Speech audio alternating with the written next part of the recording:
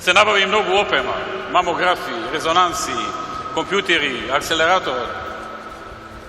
Како стои на овој план работата? Па, до сега се набави опрема во вредност од некаде околу над 100 милиони евра, но само од 2014 до сега се набави опрема во вредност од околу 15 милиони евра. За илустрација, во теке набавка или веќе се инсталирани 11 мамографи во повеќе градови во државата.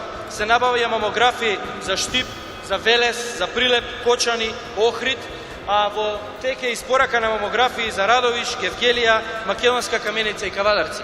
Генерално се трудиме со нова и најсовремена опрема да ја покриеме цела држава. Но она што сакам да го потенцирам кога станува збор за опремата е дека набавката на нова опрема и ставање во функција сериозно го намалува времето на чекање.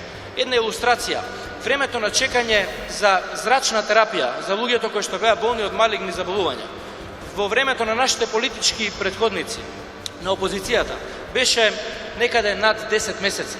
Во овој момент нема листа на чекање за зрачна терапија. Иако и во некои други земји во регионот таа листа на чекање е и над 3, 4 па и повеќе месеци. Значи во овој момент во Македонија нема листа на чекање за зрачна терапија. Слично е и за многу други процедури. Може да направиме компарација и за, например, интервентна кардиологија.